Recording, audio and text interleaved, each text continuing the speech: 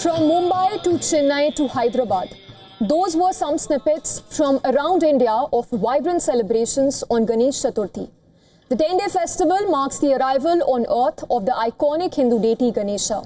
Hindu tradition has it that Ganesha is a starting point for all good things. On that note, let's begin our show. Hello and welcome. I'm Samiksha Srivastava and you are watching Inside South Asia.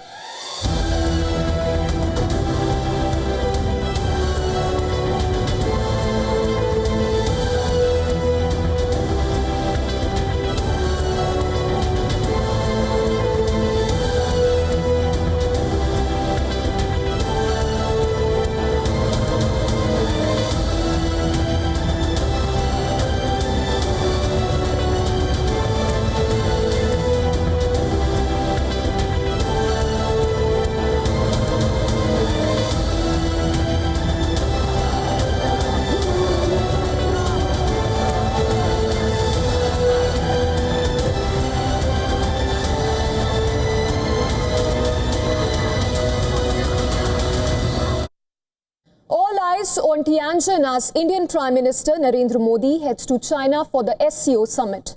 A crucial meeting with Chinese President Xi Jinping is on the cards. The big question is a new diplomatic warmth between Beijing and New Delhi over the last several months, the start of something lasting, or just another tactical pause in a rivalry that's defined by mistrust. Can the elephant and the dragon really tango? Readying for the big stage, Prime Minister Modi's visit to China on August 31st will be his first to the country in 7 years. His meeting with President Xi there could turn out to be pivotal, tracking the build-up to understand how and where things stand.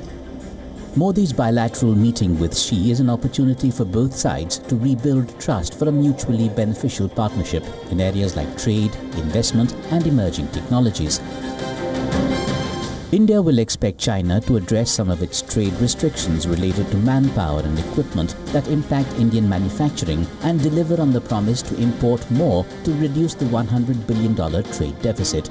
China will expect a transparent and non-discriminatory business environment for its companies.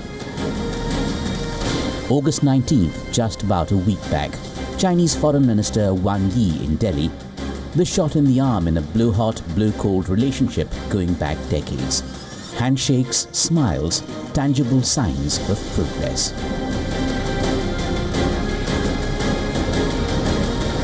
For the first time since the Galwan clash in 2020, both sides agreed to move on two tracks, talks on border issues as well as trade and business, together. The diplomatic thaw yielded some concrete outcomes too, building major bridges. We've started the process of getting back on track onto the relationship between India and China, which existed before 2020 and before Galwan happened. But there are still, issues to be sorted out. We have restarted the de-escalation process on the border, which is the main issue as far as India is concerned. And then, of course, we've agreed to resume flights between India and China. We've also started issuing visas for Chinese businessmen, and later on it will be fully operational, this whole process. And of course, the Chinese have allowed, Kailash Mansarovar Yatra. 3 border points have been reopened, I would say, for border trade, which was suspended. This thaw began last October in Kazan, Russia, on the sidelines of a historic BRICS summit. The ice after Galwan began to crack. Even now, though, the trust factor remains a fragile commodity. History looms strong still and the scars run deep. The Galwan clashes of 2020, the 2017 Doklam standoff, the Nathula clashes in 1967, and that unforgettable India-China War of 1962, where Beijing was accused of backstab. The dance is not just about Delhi and Beijing. The return of Donald Trump has changed the global rhythm. New tariffs, 25%, then 50% on Indian goods. Trump's stepped-up trade war also extends to China. For both New Delhi and Beijing, pressure from Washington is a push to look closer at each other. What has happened recently between China and India is a tactical adjustment, something which the Chinese also want, given the fact that they have too many other challenges as far as the United States are concerned. And in order to rise, in the future, China will need a neutral India, if not, a benign India. And then there's Pakistan, China's quote-unquote all-weather friend. On issues like Pakistan, China has rarely stood with India. The trust deficit remains very real.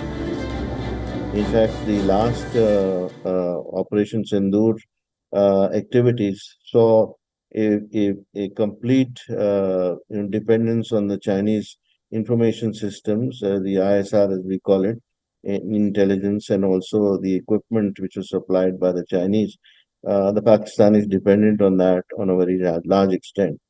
And going forward, I don't see that receding, because the Chinese have found a good way to have a proxy which can actually fight the war without them getting involved. So where does that leave the elephant-dragon tango? Yes, they are dancing again, taking careful steps and making cautious moves. But they are far from partners just yet. Can the Modi-Xi meet in Tianjin improve compatibilities? Trump's tariff tirade against a range of Indian goods has taken effect, and labor-intensive industries like textile exports are preparing to feel the heat of a whopping 50% tariff slab, which is the highest among Asian countries. So the question is, how are textile exporters preparing for the impact of these duties? Here's a ground report.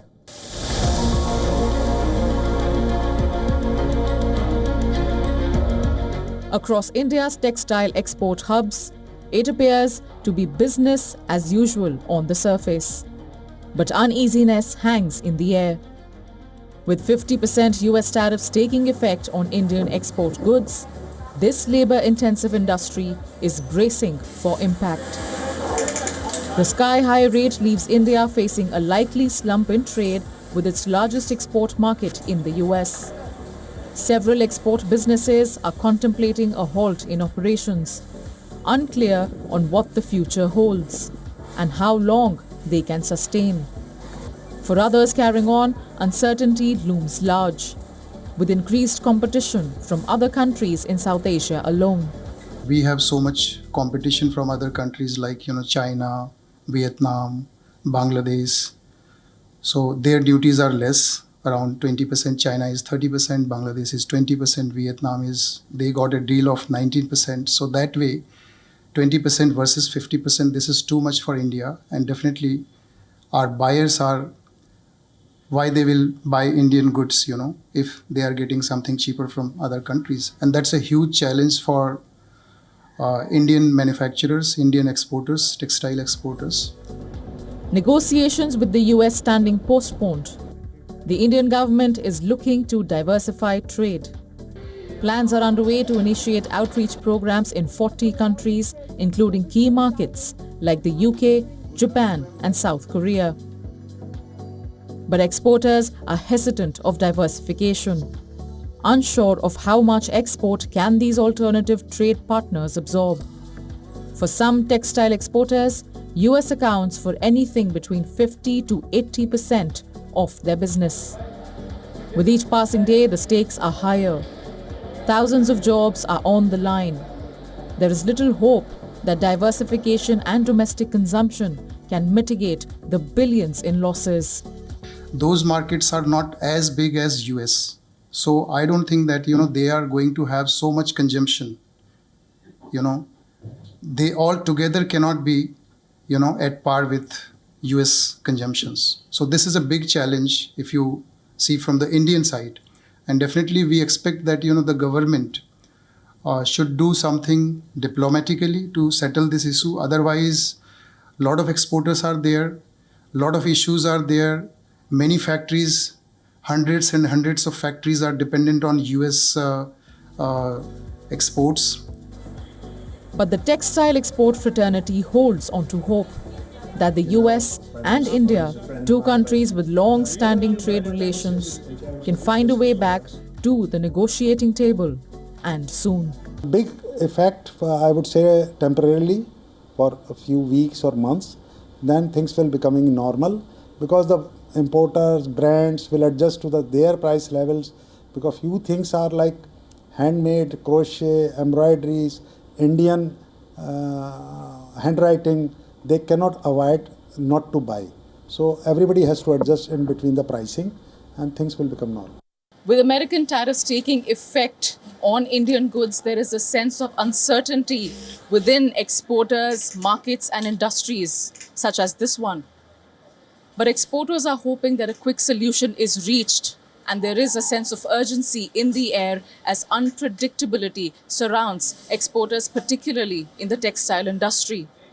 Now, the ramifications are huge, and the trickle-down effect is on everyone, right from owners down to the laborers and daily wage earners. There is still hope that amid all the unpredictability and high competition in the global market, that both US and India will reach some sort of consensus and hopefully a lower tariff rate in the future. But for exporters, timing is of essence. With video journalist Joy, this is Dharamjot Kaur for WION World is One. It's 8 years this week since the mass exodus of thousands of Rohingya Muslims from Myanmar, and they're entering the miseries of the world's largest refugee camp in Bangladesh's Cox's Bazar. They rally to demand justice, citizenship and a safe return to their homeland, all of which have taken on dimensions of distant pipe dream.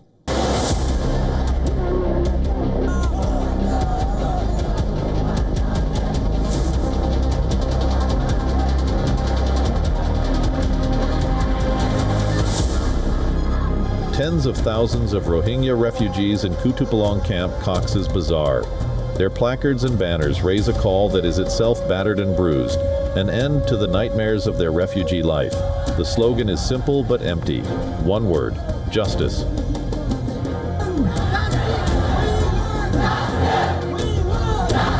For them, justice means recognition as citizens of Myanmar. We are such an oppressed community. We are asking the world for our justice. If the government of Bangladesh wants to take us to Myanmar, we want to be equal to other ethnic groups. The way they are citizens of that country, we want to be the same citizens as them. The rally marks what these people call Rohingya Genocide Remembrance Day, when thousands had fled Myanmar's brutal military crackdown. More than 1 million Rohingya now live in camps in Bangladesh. Conditions are harsh. The U.S. winding down aid has hit them hard, and hopes of returning home are dim. On this 8th anniversary, diplomats, UN officials, and Bangladesh's interim government visited Cox's Bazar and met refugees to hear their demands and discuss their future. The biggest of these calls is for repatriation, a return to their motherland Myanmar. An issue international agencies admit is still nowhere in sight. Improving life for these Rohingya is the only real but distant goal they can push for. We also have to plan and ensure that here in the camps, which we're visiting today, that the services can continue, that we have the funding to be able to continue to support critical areas, from ensuring that they have food and gas to cook the food, to just being able to ensure the children stay in schools.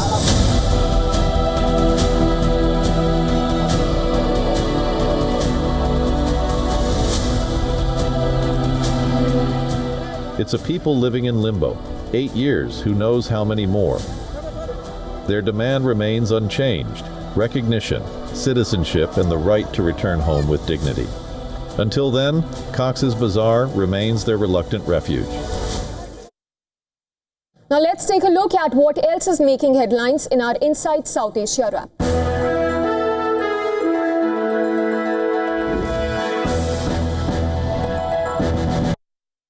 Germany is set to lift its months-long ban on the entry of vulnerable Afghan nationals. It had pledged to admit around 2,000 Afghans approved for relocation to Germany under a program for those deemed at risk under Taliban rule have been stranded in neighboring Pakistan for months, after Berlin froze the scheme amid a pledge to curb migration.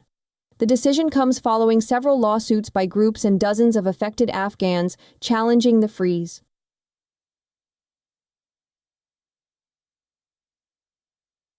Sri Lanka's former President Ranil Wickremesinghe, who was arrested on the 23rd of August over allegations that he misused state funds while in office, was granted bail on Tuesday. The case relates to a September 2023 visit to the United Kingdom, where he and his wife attended a University of Wolverhampton ceremony and allegedly used public funds for their travel and security. Ranil Wickremesinghe is the first Sri Lankan former head of state to be arrested and among the most prominent political leaders being investigated for corruption under President Anura Kumara Dissanayake. The 76-year-old former president joined the court hearing remotely as he was shifted to intensive care at Colombo National Hospital.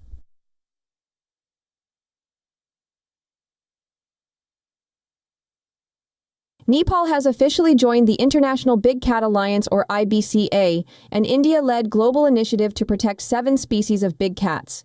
The IBCA is a multi-country, multi-agency coalition of over 90 big cat range countries and non-range countries with an interest in big cat conservation. Last year, India's Prime Minister Narendra Modi launched the International Big Cat Alliance for global conservation of 7 big cats, namely tiger, lion, leopard, snow leopard, cheetah, jaguar, and puma. Nepal succeeded in almost tripling its tiger population to 355 in 2022 from a mere 121 in 2009. Shifting focus now to torrential rains and floods that have battered parts of India and Pakistan. Rains and flooding struck the Kartarpur Sahib Gurudwara in Pakistan, one of Sikhism's holiest shrines. Kartarpur Sahib is located 4.5 kilometers away from the India-Pakistan border and is visible to devotees in India. 3 transboundary rivers in the east of Pakistan have swollen to dangerously high levels. In India, fierce rains have claimed dozens of lives across various states. A landslide near Vaishno Devi shrine in Jammu struck havoc. Take a look at our next report.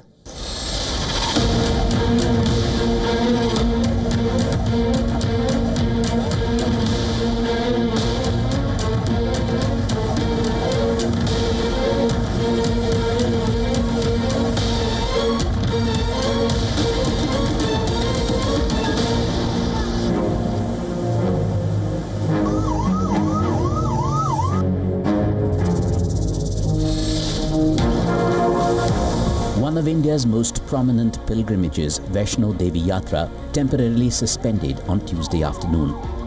Heavy rains over the past 3 days triggered massive landslides in the Ardh-Kuwari area of Riyasi district. We have got information about a landslide in the Indraprastha area in which some people have died and some are injured. Rescue operations are underway. 5 bodies have been brought into Community Health Center Katra, and we have information about 10-11 injured persons. Suddenly, lightning struck, which was followed by a mudslide and boulders started rolling down the hills. A tin shed slid down and hit me here. It threw me back. Then a large boulder came rolling down, and at 10 to 12 of us got trapped under it.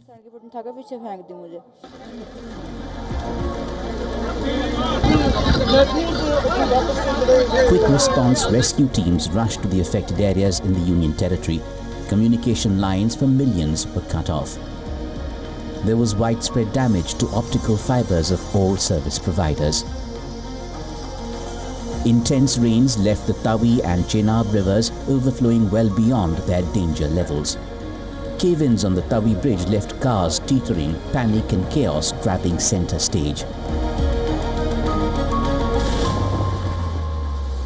In Doda district, rising waters of the Chenab River brought the Doda Bridge under severe threat, sparking fears of structural damage. Across the district, road connectivity was disrupted due to landslides and falling boulders, which cut off many villages. Several flights were affected due to poor visibility. Dozens of trains were cancelled. It started to flood from 3 a.m. At least 4 houses have been washed away today. Yesterday, 7 houses were washed away. Till now, around 20 houses have been washed away. Authorities deployed vehicles with loudspeakers to warn residents against venturing near water bodies, appealing to people to remain indoors. We have rescued almost all those living nearby the Chenab River. If anyone is left out, we appeal that they leave as soon as possible to higher grounds. To the people of Doda City, Baidarwa and Kishtwar, we request them not to leave their houses under any circumstances. A few days earlier, on the 24th of August, a bridge over the Seherkhad River near the Jammu-Pathankot National Highway in Kathua district was ravaged by currents from the river below. At least 60 people have been killed in Jammu and Kashmir in August due to the floods.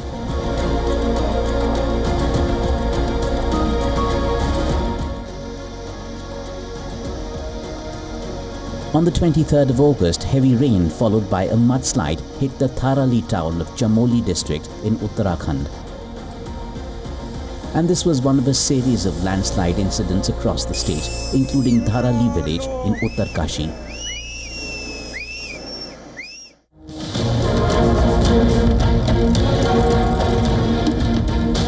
In Himachal Pradesh too, incessant rainfall has wreaked havoc. The Bias River here is swollen well above the danger mark.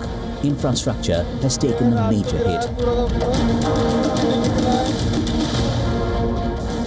In Kullu district alone, 130 roads have been closed due to damage. Connectivity has been severely affected.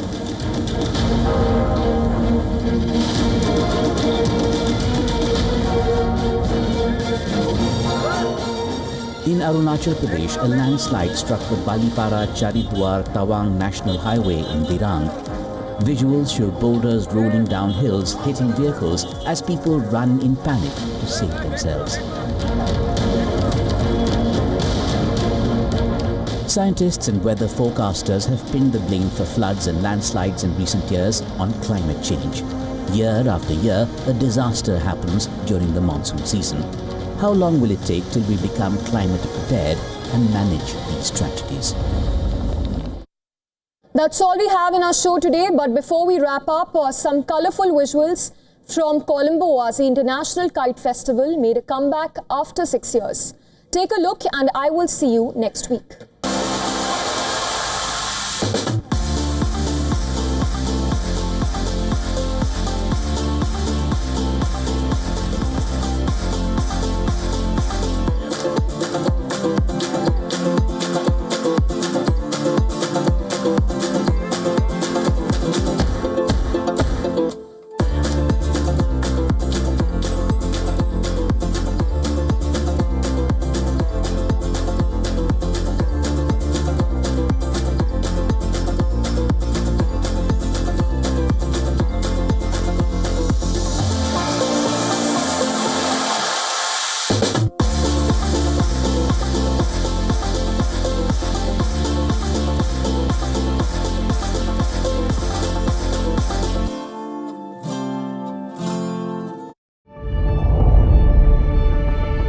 The Earth is sending distress signals. Wildfires, droughts, and melting glaciers. Can we reverse the damage? Explore the harrowing effects of climate change. It's a wake-up call. Global emergency. Climate Tracker on WION